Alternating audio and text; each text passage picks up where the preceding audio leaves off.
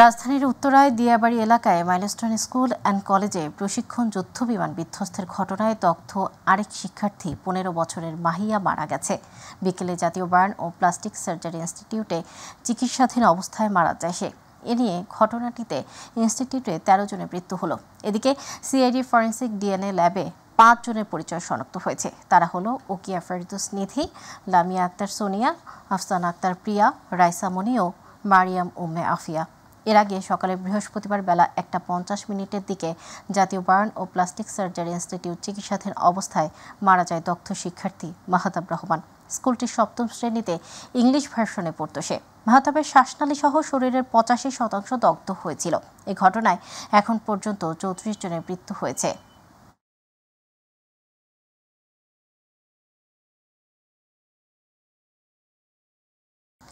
রাজধানীর উত্তরার milestone school and কলেজের ক্যাম্পাসে বিমান বিধ্বস্তের ঘটনায় হাসপাতালে চিকিৎসা চলছে আহত ও দগ্ধ শিক্ষার্থীদের। সিঙ্গাপুর থেকে আসা চিকিৎসকদের সাথে পরামর্শ করে রোগীদের ৩ ক্যাটাগরিতে ভাগ করে চিকিৎসা সেবা দেওয়া হচ্ছে। প্রধান উপদেষ্টার প্রেস উইং থেকে জানানো হয়, অগ্নিদগ্ধ ১৩ জনকে হাসপাতাল থেকে ছাড়পত্র দেওয়া হয়েছে। নতুন করে ভর্তি হয়েছে ১ জন।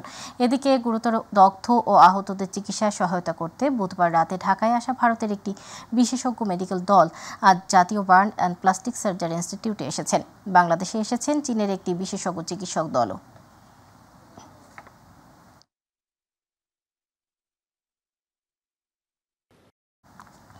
দর্শক, এই মুহূর্তে বার্ন ইনস্টিটিউটের সামনে আছেন সহকর্মী আফজাল হোসেন। আমরা যুক্ত হচ্ছি তার সাথে। আফজাল, মাইলস্টোন ট্র্যাজেডিতে বার্ন ইউনিটে যারা চিকিৎসাধীন তাদের ব্যাপারে কি খবর আছে আপনার কাছে? চিকিৎসক বা অভিভাবকদের সাথে কথা হয়েছে আপনার? জানাবেন এই ব্যাপারে কি জানতে পেরেছেন? যেমনটা বলছিলেন, বার্ন ইউনিটে এখনও চিকিৎসা চলছে, ৪০ জনের ওপরে আছে এবং আজকে দুপুর ১:৩০ নাগাদ একজন প্রাণ হারিয়েছেন। বার্ন ইউনিটের ভেতরে এখনও অনেকেই বেশ দুর্বল অবস্থায় আছেন বা আশঙ্কাজনক অবস্থায় আছেন। এ বিষয়ে সবশেষ অবশ্য ৮টা নাগাদ একটা ব্রিফ করা হবে অফিসিয়ালি, হসপিটাল কর্তৃপক্ষ ব্রিফটি করবেন, তখন আমরা আসলে সবশেষ তথ্যটা দিতে পারবো। তবে এখন পর্যন্ত যেটা আমাদের কাছে তথ্য আছে, ৪০ জন, প্রায় ৪১ জন এখানে চিকিৎসা নিচ্ছেন এবং এখান থেকে আজকে আমাদের টোটাল এই দুর্ঘটনায় মৃতের সংখ্যা প্রায় ৩৪ জন হয়েছে বলে আমাদের কাছে তথ্য আছে। আমরা দেখেছি হসপিটালের সামনে স্বজনরা, আত্মীয় স্বজনরা এবং অন্যান্য শুভাকাঙ্ক্ষীরা ভিড় করেছেন। তা স্বাভাবিকভাবে তাদের মধ্যে আতঙ্ক বিরাজ করছে, স্বাভাবিকভাবে তারা প্রচণ্ড মন খারাপ। এবং এখানে বেশ কিছু সামাজিক সংগঠন দেখেছি আমরা হসপিটালের সামনে, যারা রক্ত সংগ্রহ করছে এবং রোগীদেরকে এবং রোগীদের আত্মীয় স্বজনদেরকে বিভিন্ন রকমের সেবা দিচ্ছে, খাবার প্যাকেট থেকে শুরু করে তাদের ট্রান্সপোর্টেশনের সুবিধা পর্যন্ত দিচ্ছে। এখানে বেশ কিছু স্বেচ্ছাসেবী সংগঠন, রাজনৈতিক সংগঠন, এমনকি সামাজিক সংগঠন আছেন যারা তাদেরকে সহায়তা করছেন। তো এখানে আসলে সবশেষ তথ্য বলতে, এখানে নতুনভাবে দুপুর ১:৩০ নাগাদ একজন নতুনভাবে প্রাণ হারিয়েছেন। এছাড়া আর বিশেষ তেমন কোনো তথ্য নেই। তবে অফিসিয়ালি তথ্যগুলো পাওয়া যাবে রাত ৮টার যেই সংবাদ সম্মেলন হবে হাসপাতাল কর্তৃপক্ষের, সেখানেই। এই ছিল আমার কাছে সবশেষ। আফজাল, আপনাকে ধন্যবাদ। দর্শক, বার্ন ইনস্টিটিউট থেকে সেখানকার সর্বশেষ পরিস্থিতি জানাচ্ছিলেন আমাদের সহকর্মী আফজাল হোসেন। এবারে পরবর্তী প্রসঙ্গ। মাইলস্টোন স্কুল অ্যান্ড কলেজের ক্যাম্পাসে বিমান বিধ্বস্তের ঘটনার ৩ দিন পর ক্যাম্পাসে এসেছেন শিক্ষা প্রতিষ্ঠানটির শিক্ষক, কর্মকর্তা ও কর্মচারীরা। আকস্মিক দুর্ঘটনা আর ব্যাপক প্রাণহানিতে ধাক্কা এখনও কাটিয়ে উঠতে পারেননি শিক্ষকরা। শিক্ষার্থী, অভিভাবকরাও মানসিকভাবে ভেঙে পড়েছেন। এর মধ্যে স্কুল কর্তৃপক্ষ গঠিত কমিটি হতাহতদের তালিকা তৈরির কাজ শুরু করেছে। এদিকে চোখে মুখে রাজ্যের শূন্যতা নিয়ে নিখোঁজ সন্তানকে খুঁজতে আসেন অভিভাবকরাও। ঘটনাস্থল ঘুরে এসে আরও জানাচ্ছেন রাকিব হাসান। ক্যামেরা ছিলেন রফিকুল ইসলাম। বিমান বিধ্বস্ত হওয়ার ৪ দিন অতিবাহিত হলেও আজও সকাল থেকেই মাইলস্টোন স্কুল অ্যান্ড কলেজের সামনে ছিল উৎসুক জনতার ভিড়। এমন মর্মান্তিক ঘটনার সমবেদনা জানাতেই শিক্ষার্থী সহ অভিভাবকরা উপস্থিত হন সেখানে। আমরা চাইতেছি প্রতিটা মাকে ডেকে একটু সান্ত্বনা দেখ যে আপনাদের বাচ্চারা বেহেশতে চলে গেছে, বেহেশতের ফুল হয়ে আছে তারা। সকালে নিখোঁজ সন্তানের খোঁজে স্কুল প্রাঙ্গণে আসেন আব্দুল কাদের এবং তামিমা দম্পতি। তারা জানান ৯ বছর বয়সী মরিয়া উম্মে আফিয়াও দুর্ঘটনার দিন উপস্থিত ছিলেন ক্লাসে। আমি প্রতিদিন আসবো, আমাকে প্রতিদিন ঢুকতে দিতে হবে। আমার মেয়ে আমি দেখে চিনতে পারছি যে আমার মেয়ে হবে, আমার মেয়ে। দিনভর মাইলস্টোন স্কুল অ্যান্ড কলেজ প্রাঙ্গণে কাউকে প্রবেশ করতে না দিলেও দুপুরে গণমাধ্যম কর্মীদের নিয়ে ঘটনাস্থল পরিদর্শন করেন সেনাবাহিনী। ঘটনাস্থলটিতে এখনো পড়ে থাকতে দেখা যায় শিক্ষার্থীদের বই খাতা সহ ব্যবহারের জিনিসপত্র। ক্লাসরুমগুলো ক্ষত বিক্ষত, পুড়ে গেছে আসবাবপত্র। পরিদর্শন শেষে সেদিনের ভয়াবহতা তুলে ধরেন মেজর মেহেদি। তিনি জানান তাদের উদ্ধার তৎপরতার কথা। ভিতর থেকে আমরা এবং আমাদের যে সৈনিকরা আছে তারা সবাই চেষ্টা করেছে ভিতর থেকে যারা তখনও জীবিত ছিল বা আহত অবস্থায় ছিল সেই আগুন জ্বলা অবস্থায় আমরা যতটুকু পেরেছি নির্বাপন করার মাধ্যমে ভিতরে প্রবেশ করে তাদেরকে উদ্ধার করার চেষ্টা করেছি। এদিকে ঘটনার 4 দিন পর সংবাদ বিজ্ঞপ্তির মাধ্যমে দুর্ঘটনায় নিহত ও আহতদের সংখ্যা জানান মাইলস্টোন কর্তৃপক্ষ। সংবাদ বিজ্ঞপ্তিতে উল্লেখ করা হয়েছে দুর্ঘটনায় স্কুল শাখার 18 জন শিক্ষার্থী, 2 জন শিক্ষক, 2 জন অভিভাবক মৃত্যুবরণ করেন। এছাড়া গুরুতর আহত হন 51 জন, যাদের মধ্যে 40 জন শিক্ষার্থী, 7 জন শিক্ষক, 1 জন অভিভাবক, 1 জন আয়া ও 1 জন পিয়ন রয়েছে। রাকিব হাসান, মাই টিভি, ঢাকা। মাইলস্টোন ট্র্যাজেডির ঘটনায় নিহতদের পরিবার এবং আহতদের চিকিৎসা সেবায় সরকারের পক্ষ থেকে প্রয়োজনীয় সকল সহায়তা দেওয়ার সিদ্ধান্ত গৃহীত হয়েছে। সকালে প্রধান উপদেষ্টার কার্যালয়ে উপদেষ্টা পরিষদের নিয়মিত বৈঠকে এই সিদ্ধান্ত নেওয়া হয়।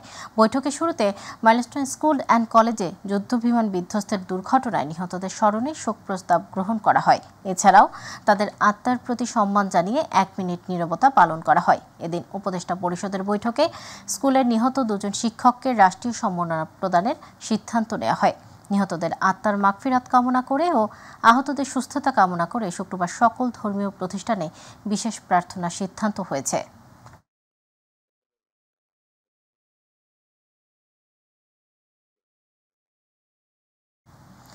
বিএনপি মহাসচিব মির্জা ফখরুল ইসলাম আলমগীর বলেছেন, মাইলস্টোন দুর্ঘটনায় স্বজনহারা পরিবারের সদস্যদের পাশে থাকবে বিএনপি। এই ঘটনায় সান্ত্বনা দেওয়ার ভাষা নেই বলেও মন্তব্য করেন তিনি। সকালে উত্তরার দিয়াবাড়িতে মর্মান্তিক বিমান দুর্ঘটনায় নিহত একই পরিবারের 3 শিশুর পরিবারের সঙ্গে সাক্ষাৎ করার পর বিএনপি মহাসচিব এসব কথা বলেন।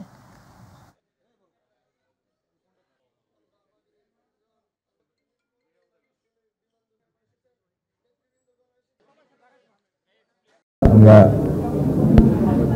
সবসময় শিশুদেরকে মনে করি যে তারা আমাদের ভবিষ্যৎ, জাতির ভবিষ্যৎ, এই পরিবারের ভবিষ্যৎ। এই পরিবার তাদের যে ব্যথা, তাকে সান্ত্বনা দেওয়ার ভাষা আমাদের কাছে নেই। আমরা শুধু তাদেরকে এটুকু জানাতে এসেছি যে আমরা আপনাদের এই কষ্টের সঙ্গে আমরা আছি, আমরা আপনাদের সঙ্গে সেটা শেয়ার করছি, শেয়ার করে নেব।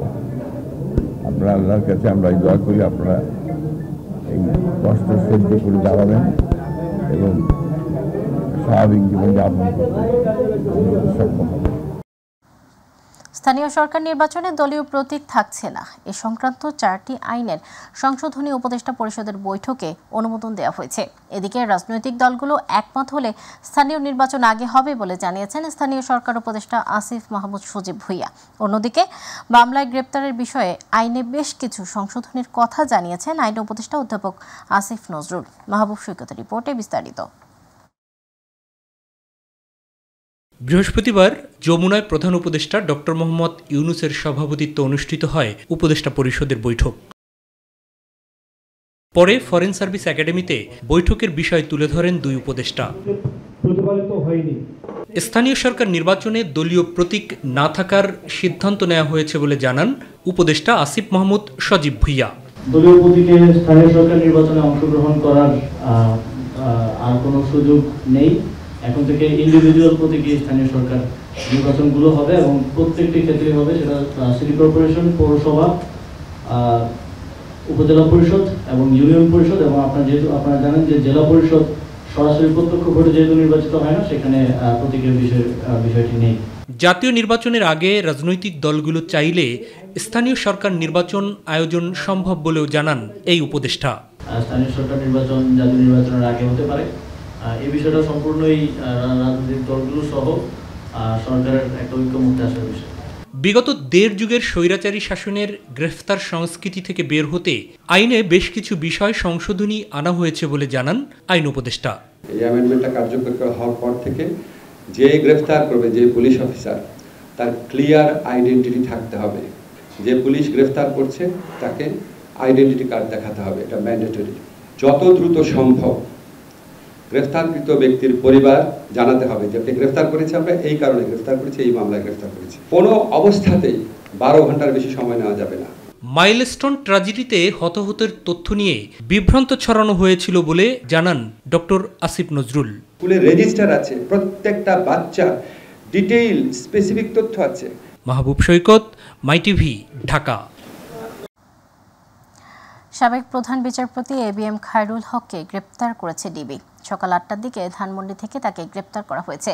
ডিবির যুগ্ম কমিশনার মোহাম্মদ নাসিরুল ইসলাম এ তথ্য নিশ্চিত করেছেন। তিনি জানান, সকাল 8টার দিকে সাবেক প্রধান বিচারপতি খায়রুল হককে রাজধানীর ধানমন্ডির বাসা থেকে গ্রেপ্তার করা হয়েছে। তাকে ডিবি কার্যালয়ে নেওয়া হয়েছে। তার বিরুদ্ধে পরবর্তীতে ব্যবস্থা গ্রহণ করা হবে। 2010 সালের 30 সেপ্টেম্বর দেশের 19তম প্রধান বিচারপতি হিসেবে শপথ নেন খায়রুল হক। 2011 সালে 17 মে 67 বছর পূর্ণ হওয়ায় অবসর গ্রহণ করেন তিনি। আওয়ামী লীগ সরকারের শেষ সময় খায়রুল হক ছিলেন আইন কমিশনের চেয়ারম্যান। গত বছরের 5 আগস্ট সরকার পতনের পর 13 আগস্ট তিনি আইন কমিশন থেকে পদত্যাগ করেন।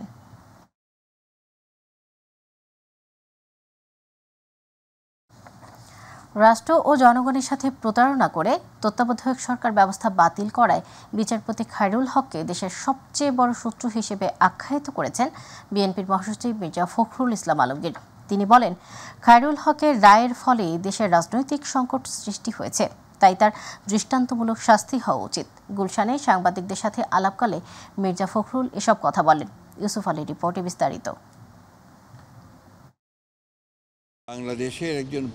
গুলশানে বিএনপি চেয়ারপারসনের রাজনৈতিক কার্যালয়ে সাংবাদিকদের সাথে কথা বলেন দলের মহাসচিব মির্জা ফখরুল ইসলাম আলমগীর। তিনি বলেন, রাষ্ট্রের গুরুত্বপূর্ণ পদে থেকে বিচারপতি খায়রুল হক ফেসিবাদের উত্থান ঘটাতে দেশের মানুষের সাথে প্রতারণা করেছেন। সাবেক বিচারপতি খায়রুল হক সাহেব, যিনি বাংলাদেশের ভাগ্য নির্ধারণ করার একটা ব্যাপারে দায়িত্ব ছিলেন, সেখানে তুমি সেই জায়গায় প্রতারণার আশ্রয় নিয়েছেন, জনগণের সঙ্গে প্রতারণা করেছেন, রাষ্ট্রের সঙ্গে প্রতারণা করেছেন।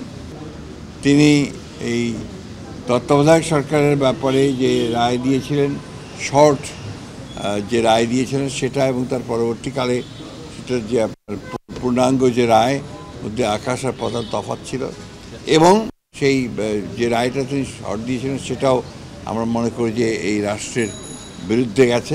এ কারণে সুষ্ঠু তদন্তের মাধ্যমে খায়রুল হকের বিচার হওয়া উচিত বলে মনে করেন তিনি। বিলম্বে হলেও যে এতদিন পরে তার বিরুদ্ধে যে ব্যবস্থা গ্রহণ করেছে সরকার, সেই জন্য সরকারকে আন্তরিক ধন্যবাদ জানাচ্ছি, এবং সঠিকভাবে তার তদন্ত হবে সব বিষয়গুলোর, এবং তার সঠিকভাবে তার বিচার কার্য সম্পাদন হবে। তবে দৃষ্টান্তমূলক শাস্তি হওয়া উচিত, যাতে ভবিষ্যতে কেউ ওই জায়গাটাতে বসে আর সেই জায়গার ব্যবহার করে রাষ্ট্রের ক্ষতি করতে না পারে। শিশু একাডেমি ভবন ভেঙে ফেলার যে পরিকল্পনা চলছে তা থেকে ফিরে আসার আহ্বান জানান বিএনপির মহাসচিব মির্জা ফখরুল ইসলাম আলমগীর। শিশু একাডেমির যে ভবনটি রয়েছে আপনার, সেই ভবনটিকে ভেঙে ফেলার জন্য একটা আপনার কথাবার্তা চলছে, এই ধরনের প্রক্রিয়া গ্রহণ করা হচ্ছে, একটা প্রস্তাব নেওয়া হয়েছে। আমরা এটার বিরোধিতা করি।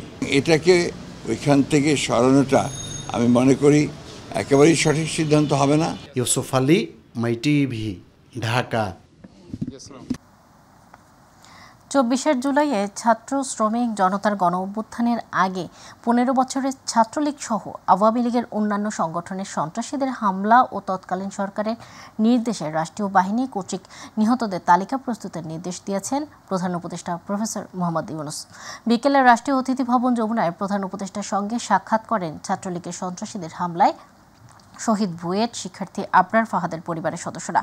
সময় আবরার ফাহাদ হত্যা মামলার বিচার কাজ ত্বরান্বিত করতে সরকারের পক্ষ থেকে উদ্যোগ নিয়ে প্রধান উপদেষ্টাকে অনুরোধ জানান শহীদ আবরারের পিতা মোহাম্মদ বরকতুল্লাহ। এ সময় প্রধান উপদেষ্টা বলেন, আবরার ফাহাদকে নৃশংসভাবে পিটিয়ে মারার ঘটনাটি পুরো জাতিকে স্তব্ধ করে দিয়েছিল। এই ঘটনার সুষ্ঠু বিচার সম্পন্ন হবেই। সরকারি চাকরি আইন 2018 এর দ্বিতীয় সংশোধিত অধ্যাদেশ জারি করা হয়েছে। বুধবার আইন, বিচার ও সংসদ বিষয়ক মন্ত্রণালয়ের লেজিসলেটিভ ও সংসদ বিষয়ক বিভাগের সচিব ডক্টর হাফিজ আহমেদ চৌধুরীর স্বাক্ষরে অধ্যাদেশটি জারি করা হয়। সরকারি চাকরি আইন 2018 এর অধিকতর সংশোধনকল্পে প্রণীত এই অধ্যাদেশ সরকারি চাকরির দ্বিতীয় সংশোধন অধ্যাদেশ 2025 নামে অভিহিত হবে। নতুন সংশোধিত অধ্যাদেশ অনুযায়ী কোনো সরকারি কর্মচারী আন্দোলনে গেলে, অর্থাৎ নিজে নিয়ম লঙ্ঘন করে একজন সরকারি কর্মচারী আরেকজন সরকারি কর্মচারীর কাজে বাধা দিলে বা তাকে তার কাজ থেকে বিরত রাখলে তাকে বাধ্যতামূলক অবসরসহ চাকরি থেকে বরখাস্ত করা যাবে। সাধারণত সরকারি কর্মচারীরা নিজেরা কোনো আন্দোলন করলে নিজেও কাজ থেকে বিরত থাকে এবং অন্যজনকেও কাজ থেকে বিরত থাকার জন্য চাপ দেয়। অধ্যাদেশে সরাসরি আন্দোলনের কথা বলা না হলেও যেভাবে ইঙ্গিত করা হয়েছে তাতে আন্দোলনকে বোঝায় বলে আইনজীবীদের অভিমত। ব্রাহ্মণবাড়িয়ায় জাতীয় নাগরিক পার্টি এনসিপির জুলাই পদযাত্রা অনুষ্ঠিত হয়েছে। সকাল 10টায় আহত ও শহীদ পরিবারের সদস্যদের সঙ্গে সাক্ষাৎ করেন এনসিপির নেতৃবৃন্দ। এরপর শহরের কাউতলি মোড় থেকে শুরু হয় পদযাত্রা, যা শহরের টিএ রোড, মসজিদ রোড, সড়ক বাজার, পুরাতন সিনেমা হল, লোকনাথ উদ্যান, সদর হাসপাতাল রোড দিয়ে পৌর মুক্ত মঞ্চ ময়দানে গিয়ে শেষ হয়। সেখানে আয়োজিত সমাবেশে অংশ নেন দলটির নেতৃবৃন্দ। এই সময় এনসিপির আহ্বায়ক নাহিদ ইসলাম বলেন, বাংলাদেশের প্রতিটি এলাকায় উন্নয়নের সুষম বন্টন করতে হবে। সংস্কার ও নতুন সংবিধানের দাবিতে লড়াই চালিয়ে যাবে এনসিপি। 5 আগস্টের মধ্যে জুলাই সনদ আদায় করা সম্ভব হবে বলেও আশা প্রকাশ করেন নাহিদ ইসলাম। জাতীয় নাগরিক পার্টি সংস্কার, বিচার, নতুন সংবিধানের দাবিতে এগিয়ে যাবে। যে সকল রাজনৈতিক দল নিজেদের দলীয় অবস্থান থেকে সরে আছে, সংস্কারের ঐক্যমতের পক্ষে কাজ করছেন, সে সকল রাজনৈতিক দলকে ধন্যবাদ জানাচ্ছি। ইনশাআল্লাহ আমরা জুলাই আগস্ট মাসের মধ্যে 5 আগস্টের মধ্যে জুলাই সনদ এবং ঘোষণাপত্র আদায় করতে পারবো। কর্মীদের পোশাক নিয়ে বাংলাদেশ ব্যাংকের সিদ্ধান্ত প্রত্যাহার করা হয়েছে বলে জানিয়েছেন ব্যাংকটির নির্বাহী পরিচালক ও মুখপাত্র আরিফ হোসেন খান। বৃহস্পতিবার এক বার্তায় তিনি বলেন, বাংলাদেশ ব্যাংকে কর্মরত সকল স্তরের কর্মকর্তা কর্মচারীদের সামাজিক প্রেক্ষাপট বিবেচনায় অফিস সময়ে পেশাদার ও মার্জিত পোশাক পরিধানের পরামর্শ দেওয়ার বিষয়ে স্ব বিভাগীয় সভায় আলোচনায় সিদ্ধান্ত নেওয়া হয়। তবে এ বিষয়ে কোনো নীতিগত সিদ্ধান্ত গ্রহণ করা হয়নি এবং এ সংক্রান্ত কোনো সার্কুলারও জারি করা হয়নি। মিডিয়ার মাধ্যমে বিষয়টি বিদেশে অবস্থানরত গভর্নরের নজরে এলে তিনি ক্ষোভ প্রকাশ করেন এবং তার নির্দেশনায় বিষয়টি তাৎক্ষণিকভাবে প্রত্যাহার করা হয়েছে বলে জানান ব্যাংকের মুখপাত্র।